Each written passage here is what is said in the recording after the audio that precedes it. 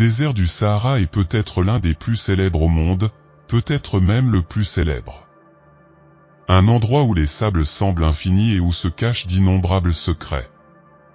Et cela signifie que, comme vous pouvez probablement l'imaginer, toutes sortes de choses étranges et curieuses ont été trouvées. Le Sahara, qui englobe une grande partie de l'Afrique du Nord, y compris le Maroc, est le désert le plus connu au monde. Mais que savez-vous vraiment de cette célèbre scène ? Le Sahara abrite une variété d'animaux sauvages qui ont évolué pour survivre dans l'un des environnements les plus difficiles de la planète. Les animaux du désert comprennent les guépards, les gazelles, les autruches, les renards et les lézards, en plus des chameaux et des chèvres. La vipère des sables extrêmement venimeuse et le scorpion de la mort sont également des créatures dangereuses qui habitent cet endroit.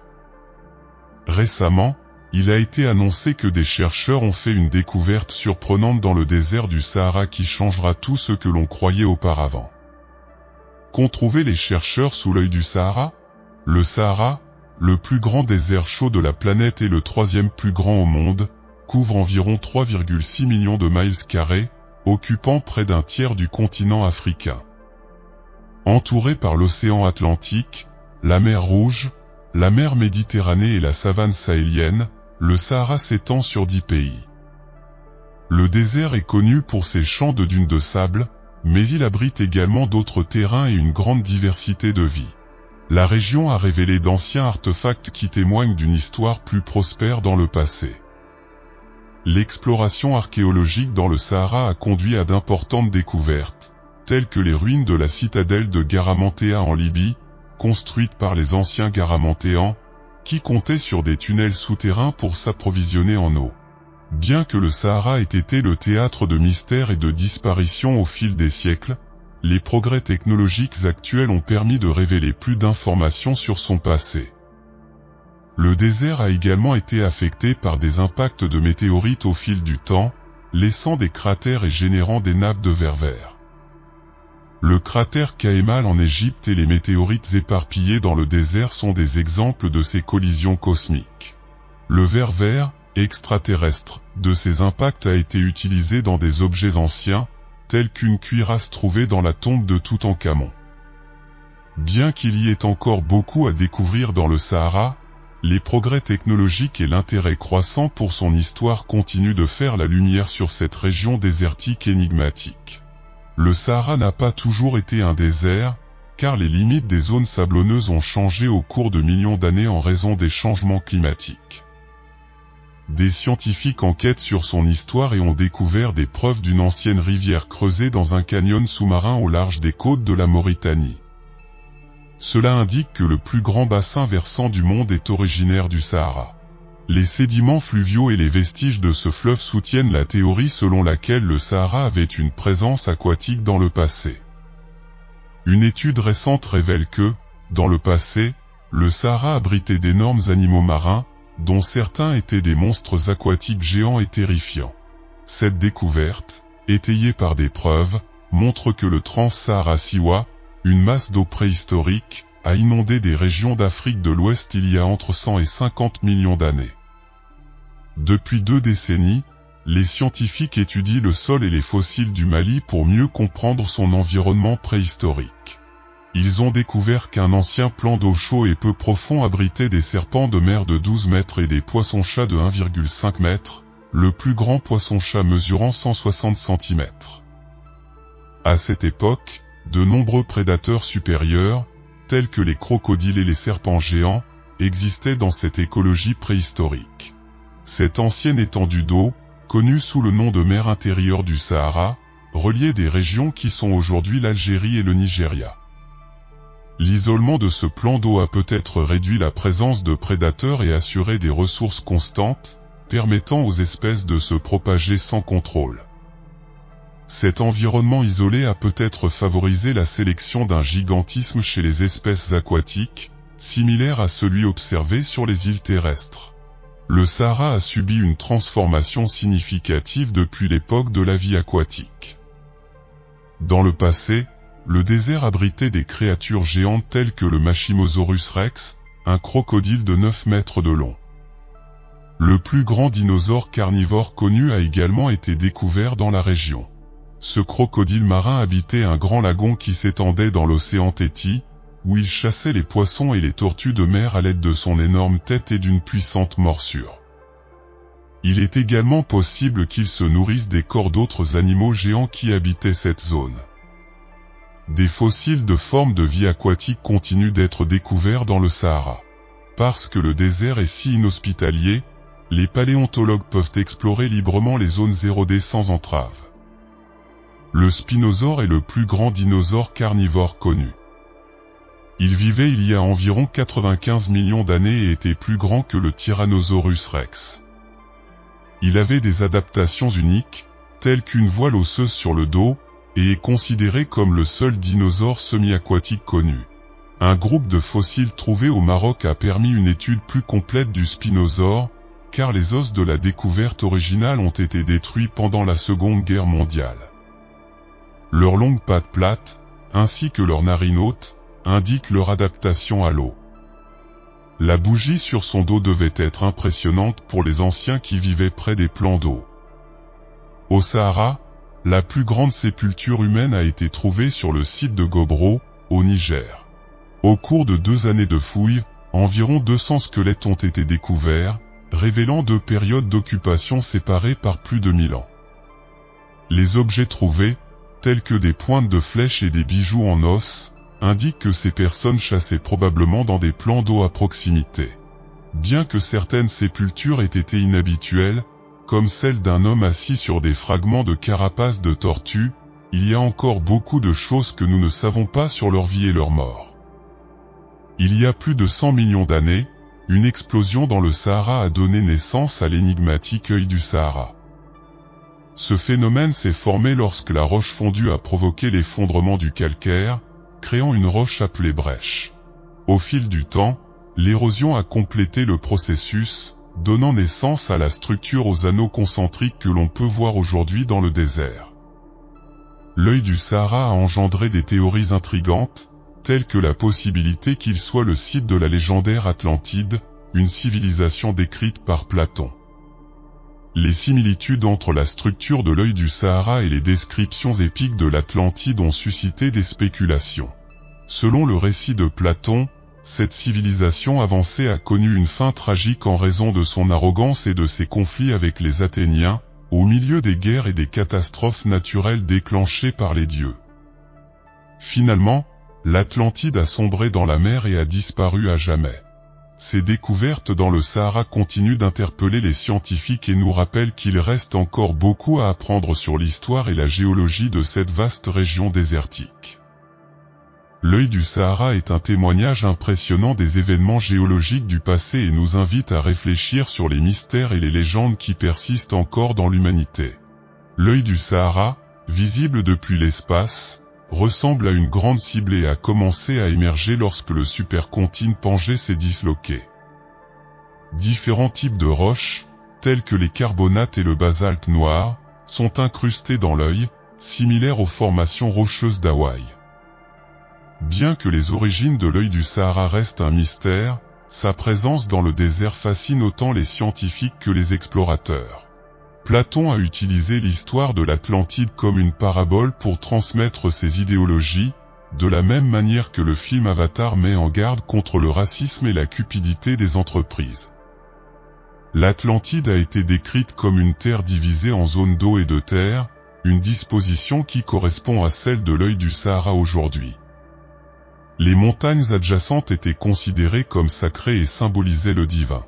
Les rivières et les lignes d'eau qui traversent l'œil peuvent être vues sur des photographies satellites. Des artefacts anciens, tels que des coques de navires et des planches de bois, ont été trouvés à l'intérieur et à l'extérieur de la structure de Richa, qui remonterait à l'époque atlante.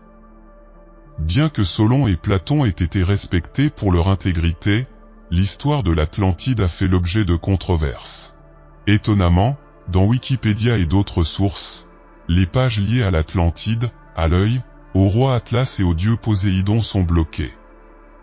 Cela soulève des questions sur l'omission de cette croyance généralement acceptée. Comme la ville de Troie, qui était considéré comme un mythe jusqu'à sa découverte. D'autres preuves doivent être analysées avant de pouvoir affirmer avec certitude que l'œil du Sahara est le site de l'Atlantide. Avez-vous entendu parler de l'ancienne civilisation de Petra, la ville jordanienne préhistorique de Petra sculptée directement dans des falaises de grès rouge, blanc, rose et jaune?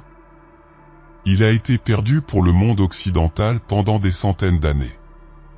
Petra était une ville commerçante prospère et la capitale de l'Empire nabatane de 400 avenue Jésus-Christ et 106 anno Domini, située dans le sud-ouest de la Jordanie, entourée de canyons et de montagnes désertiques. Bien qu'il existe d'autres villes anciennes aux structures impressionnantes, Petra est la plus connue. Les Nabatéens, qui ont construit Petra, ont régné sur un vaste territoire au Moyen-Orient jusqu'à leur absorption par l'Empire romain. Les vestiges de ces systèmes d'eau innovants se trouvent encore dans la région. Seulement 15% de Petra a été découverte et 85% reste inexploré. L'importance de Petra a diminué après sa conquête par Rome en 106 anno Domini, et la ville est tombée en déclin en raison de tremblements de terre et de changements dans les routes commerciales. Les touristes souhaitant voir plus de structures ressemblant à Petra devraient se rendre à Mossoul, en Irak, où les scientifiques ont récemment découvert un royaume enfoui sous un barrage. En raison de la sécheresse qui a touché le sud de l'Irak, un groupe d'archéologues kurdes et allemands a réussi à reprendre les fouilles d'une ancienne ville de Kemun qui avait été submergée par les eaux du réservoir du barrage de Mossoul. La découverte comprenait un palais et plusieurs grands bâtiments, et les chercheurs ont pu reconstruire le plan de la ville dans un laps de temps relativement court. L'équipe s'est lancée dans une course contre la montre, ne sachant pas quand les eaux du réservoir remonteraient. Ils ont découvert 5 récipients en céramique contenant des archives de plus de 100 tablettes cunéiformes datant de la période assyrienne moyenne. Les archéologues ont également découvert de rares peintures murales rouges et bleues, ce qui a conduit à croire qu'elles étaient un élément courant dans les palais de l'époque. En outre, plusieurs autres grands bâtiments ont été découverts dans le complexe tentaculaire de la ville, notamment une fortification massive avec un mur et des tours, un entrepôt monumental à plusieurs étages et un complexe industriel. Mais le royaume prit fin sous le règne du roi Tushratta, sous le règne duquel les Hittites détruisirent leur capitale, Ouassukani. Des tablettes d'argile ont été trouvées dans des enveloppes similaires au papier moderne qui étaient utilisées pour enfermer les tablettes cunéiformes au 2e millénaire avant JC. Les chercheurs pensent que le texte cunéiforme appartenait à des archives privées en Moyen-Assyrie et espèrent que la découverte fournira des informations importantes sur l'histoire de la région. Les bâtiments excavés ont été recouverts d'une pellicule plastique et de gravier pour protéger les ruines, qui sont maintenant inondées. Tous les autres objets cachés dans les ruines doivent attendre d'être découverts plus tard. L'ancienne ville de Egra en Arabie Saoudite ressemble à Petra et peut contenir les secrets d'une ancienne civilisation. L'Arabie Saoudite veut réduire sa dépendance au pétrole et attirer le tourisme pour augmenter ses revenus. Ils ont lancé Saudi Vision 2030, un plan visant à faire du pays une plaque tournante mondiale pour le commerce et le tourisme.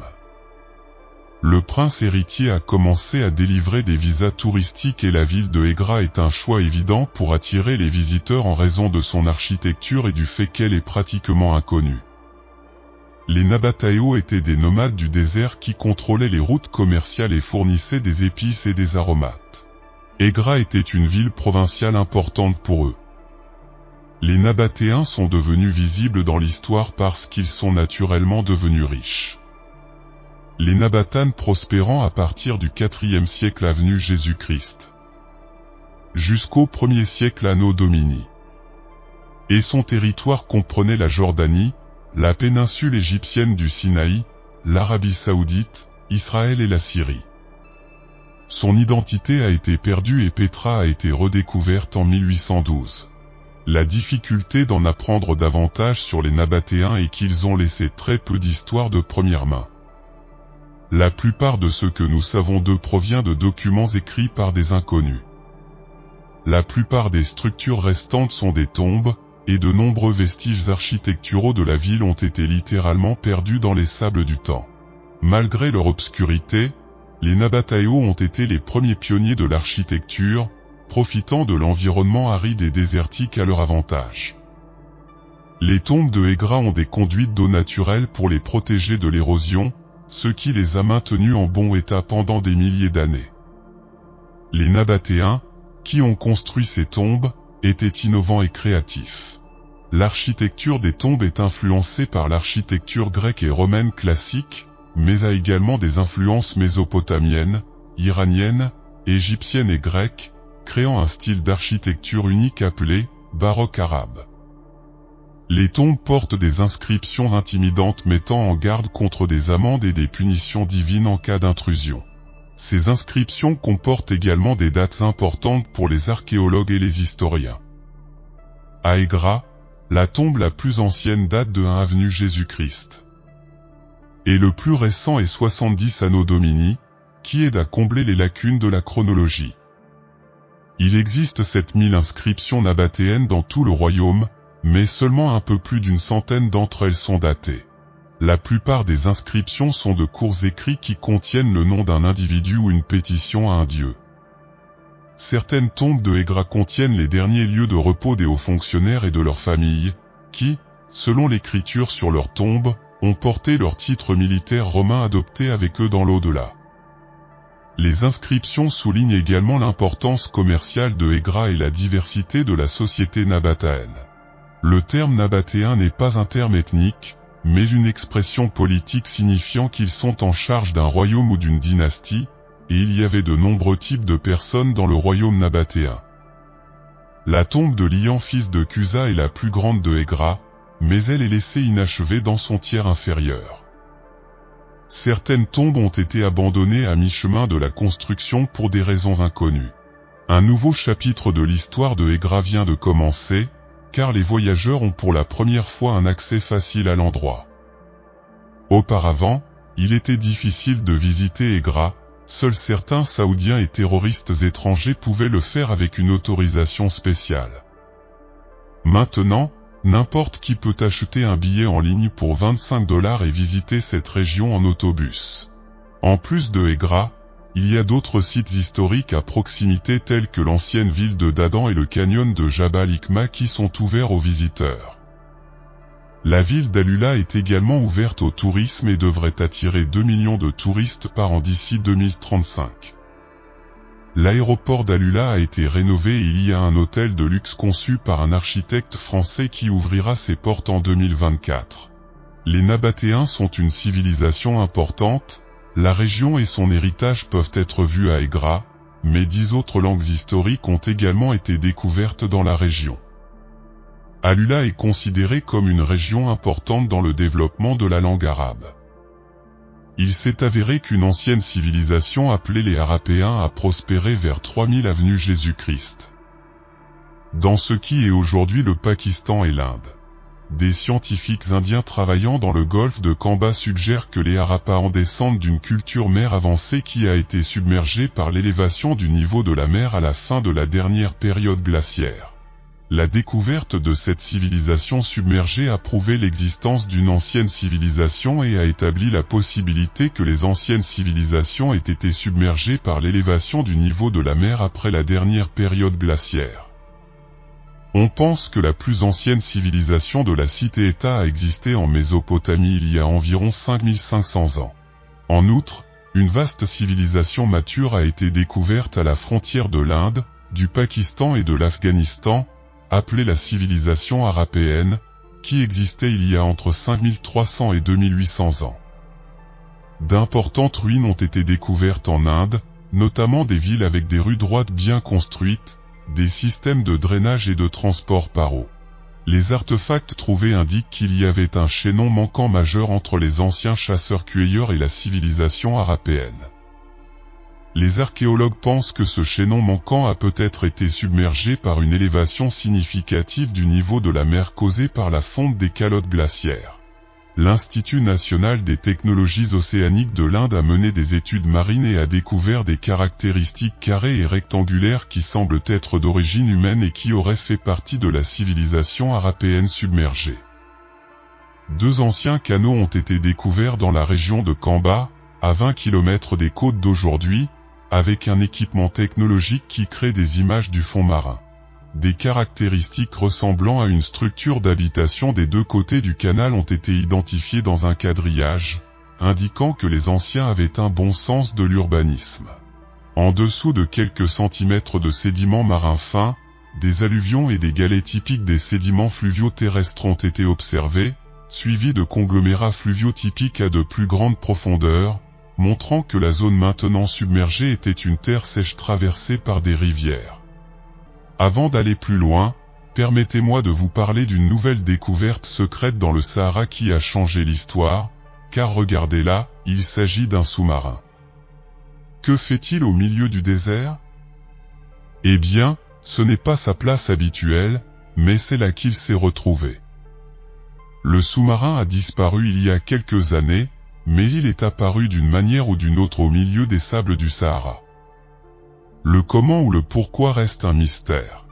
Mais si David Lynch nous a appris quelque chose, c'est que tous les mystères ne peuvent pas être résolus. Continuons maintenant avec l'Égypte, qui abrite l'une des plus anciennes civilisations humaines.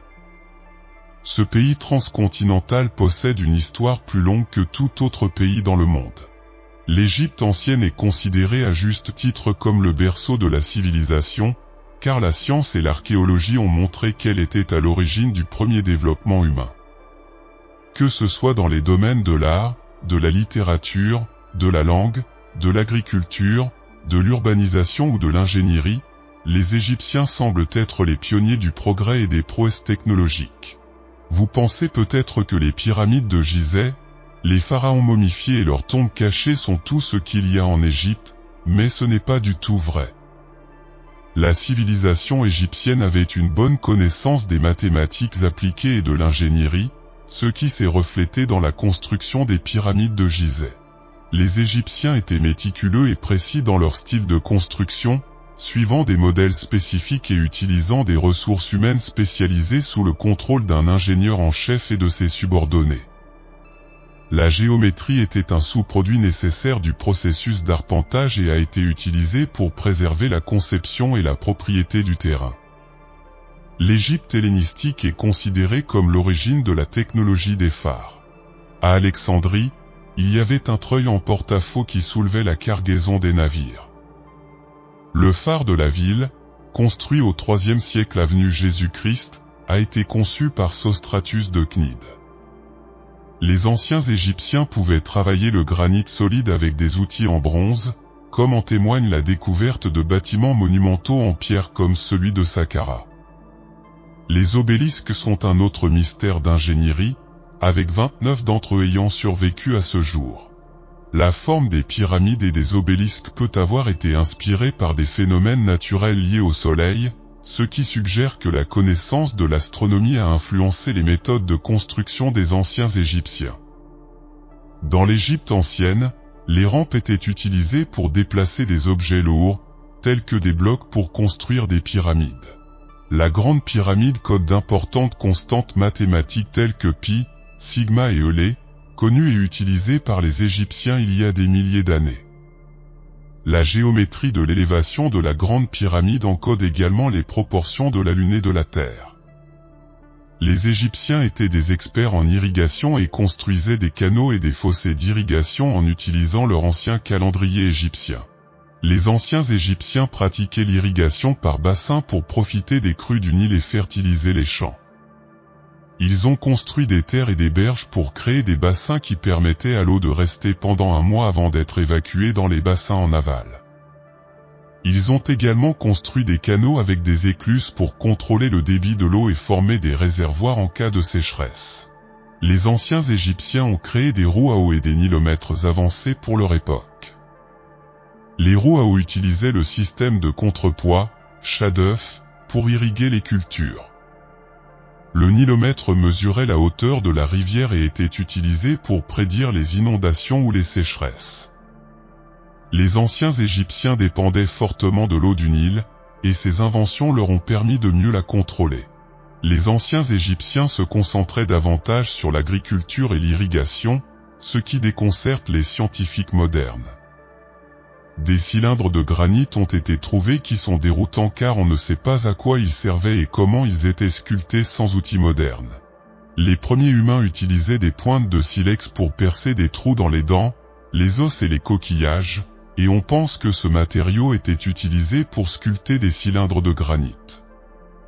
Un exemple est le corset, un cylindre gravé de lignes concentriques d'il y a 4500 ans, découvert près des pyramides par Flinders Petrie. Les scientifiques la confondent avec une roche de granit qui ressemble à une carotte de forage, suggérant que les anciens Égyptiens auraient pu percer des trous dans le granit solide, ce qui est surprenant puisque les outils en cuivre de l'époque n'étaient pas assez solides. Si les Égyptiens utilisaient des diamants pour tailler la pierre, il faudrait réviser l'histoire, car aujourd'hui encore, seuls les diamants sont assez solides pour percer le granit. Les rainures concentriques de la roche de granit de Petrie sont un mystère qui défie nos connaissances actuelles. Les anciens Égyptiens ont réussi à percer des trous dans le granit solide avec des outils en cuivre, selon les preuves archéologiques. Cependant, l'apparition mystérieuse du « noyau 7 », que l'archéologue britannique Flinders Petrie a trouvé, a déconcerté les scientifiques modernes. Ce cylindre semble avoir été foré avec une perceuse électrique moderne à pointe de diamant, en raison de son noyau en spirale continue et de la puissance nécessaire pour forer dans le granit. Les experts ont conclu que la foreuse utilisée pour fabriquer cette carotte était plus puissante que n'importe quelle foreuse électrique moderne et qu'il n'y a aucun outil connu qui ait cette force. Une équipe de physiciens de Russie et d'Allemagne a découvert que la grande pyramide de Gizeh peut concentrer l'énergie électromagnétique dans sa base et ses chambres intérieures. Ils ont utilisé des méthodes théoriques de physique pour étudier comment la pyramide réagirait aux rayonnements électromagnétiques, y compris les ondes radio, les micro-ondes, les rayons gamma, les rayons X et la lumière ultraviolette. Ils ont découvert que la base et les chambres intérieures étaient l'endroit où les champs dispersés étaient concentrés. Cette étude révolutionnaire pourrait aider les scientifiques à concevoir des nanoparticules ayant les propriétés optiques souhaitées.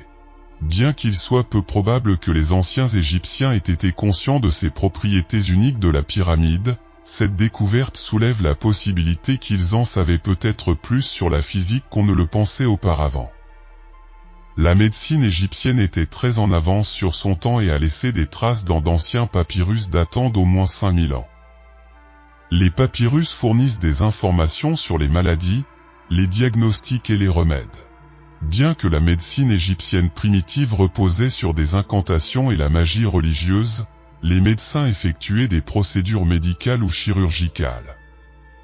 Les papyrus les plus importants découverts comprennent le papyrus de Berlin, le papyrus Hébert et le papyrus Khâum, qui se concentrent sur la pathologie générale, la gynécologie et la pédiatrie. Le papyrus Edwin Smith décrit des cas de traumatisme et la connaissance égyptienne des organes humains, y compris les vaisseaux sanguins et le cœur. Jusqu'à l'invasion perse en 525 avenue Jésus-Christ, les pratiques médicales égyptiennes sont restées plus ou moins les mêmes et des interventions chirurgicales simples et non invasives ont été pratiquées. Les Égyptiens ont découvert les propriétés médicinales des plantes locales et étrangères et ont proposé diverses recettes dans leurs papyrus pour les problèmes de santé. Le papyrus Hébert fournit 800 remèdes, y compris des pommades topiques, des bandages et des médicaments oraux. Ils ont découvert des outils chirurgicaux en métal dans la tombe de Kar, en bronze, et la chirurgie était courante pour traiter les blessures physiques. Le système de triage a classé les lésions comme traitables, contestables et incurables. Les outils utilisés comprenaient des scies, des cuillères, des pinces, des couteaux, des perceuses, des pinces, etc. La circoncision était courante et des prothèses telles que des orteils, des yeux et des langues artificielles étaient utilisées. Les anciens Égyptiens avaient une bonne connaissance de la chirurgie, de la momification et de l'autopsie religieuse, ce qui leur fournissait des informations adéquates sur la morphologie humaine. Ils ont même deviné correctement la fonction de certains organes. Ils savaient que le sang était un moyen de transport qui transportait l'oxygène et éliminait le dioxyde de carbone, et ils étaient également conscients du pouls et de sa relation avec le cœur. Ils ont théorisé les canaux qui transportent l'air, le sang et l'eau dans le corps et ont développé un moyen de traiter une personne malade en lui donnant un laxatif qui débloquerait ces canaux. Le papyrus Héber mentionne le lavement comme méthode d'administration de médicaments. En général, certaines pratiques médicales égyptiennes, en particulier dans le domaine de la chirurgie, étaient efficaces, comme décrit dans le papyrus Edwin. Les médecins de l'Égypte ancienne conseillaient l'hygiène et une alimentation saine pour prévenir les maladies, et ils disposaient de connaissances médicales approfondies qui ont déconcerté les scientifiques modernes. La construction navale était vitale pour l'économie et la culture égyptienne, et ils ont utilisé leur connaissance de l'aérodynamique pour construire des navires avancés avec des voiles réglables et des gouvernails montés à l'arrière. Les Égyptiens ont été les premiers à utiliser des navires lourdement armés et ont tout construit, des petits radeaux de papyrus aux grands navires capables de transporter de lourdes charges.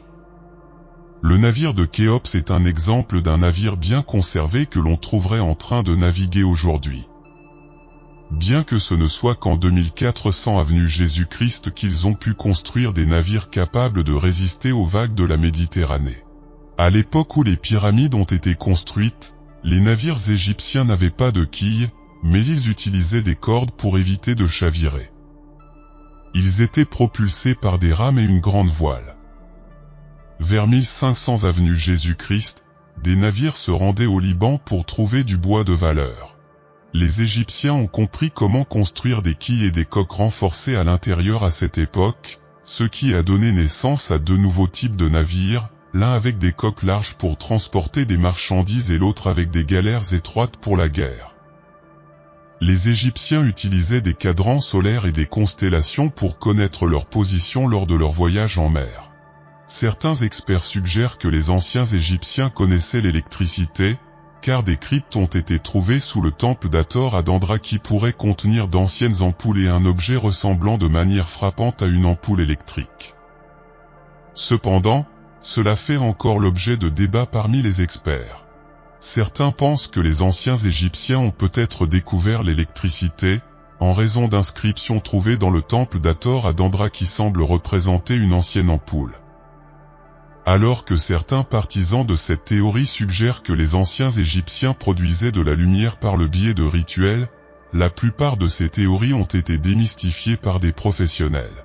Bien qu'il soit toujours possible que les anciens Égyptiens aient encodé une signification scientifique plus profonde dans les images et les textes découverts. Les Égyptiens ont apporté une grande contribution à l'astronomie, et leur précision est encore appliquée aujourd'hui. Bien qu'elle ne soit pas considérée comme une science distincte à l'époque, la connaissance égyptienne était profondément enracinée dans la religion et la mythologie. Les cercles de pierre vieux de 7000 ans situés en Haute-Égypte témoignent de son importance dans la vie religieuse. Les anciens Égyptiens ont apporté d'importantes contributions à l'astronomie. Au début, ils utilisaient des textes astronomiques pour établir les dates des fêtes religieuses. Ils ont également développé un système de constellations et peint des tablettes d'étoiles dans les tombes et les temples. Au cours de la période gréco-romaine, Claude Ptolémée s'est distingué comme l'un des astronomes les plus importants de l'époque, cataloguant plus de 1000 étoiles et décrivant comment prédire le comportement des planètes. Les Égyptiens ont observé que la crue du Nil coïncidait avec l'apparition des étoiles à la porte, et ils ont utilisé cette observation pour développer un calendrier de 365 jours. Sa connaissance de l'astronomie a également guidé l'orientation des édifices sacrés et la fixation du jour de l'an. Les Égyptiens croyaient que leur dieu vivait dans le royaume d'Osiris, situé dans la constellation d'Orion. Les 3 pyramides de Gizeh représentent les étoiles de la ceinture d'Orion, tandis que le Sphinx représente la constellation du Lion. Aujourd'hui, les astronomes ont découvert que la pyramide a été conçue pour regarder très précisément les étoiles circumpolaires dans le ciel du Nord. Les anciens Égyptiens, avec leur connaissance de l'astronomie, ont découvert les étoiles variables et ont calculé avec précision la période algol avant les Européens. Ils ont développé des outils tels que le cadran solaire, la clepsydre et la marqueta pour mesurer les azimuts stellaires et ont divisé la journée en heures. Il est également possible qu'ils aient proposé l'idée d'une Terre sphérique. Ils ont construit des temples alignés astronomiquement avec des toits pour voir les étoiles et calculer les heures de la nuit. Bien que leur observation de l'alignement stellaire n'ait pas été complètement exacte, ils étaient plus avancés en astronomie que toute autre civilisation ancienne. L'ancienne technologie découverte en Égypte ressemble étrangement à celle du XXIe siècle.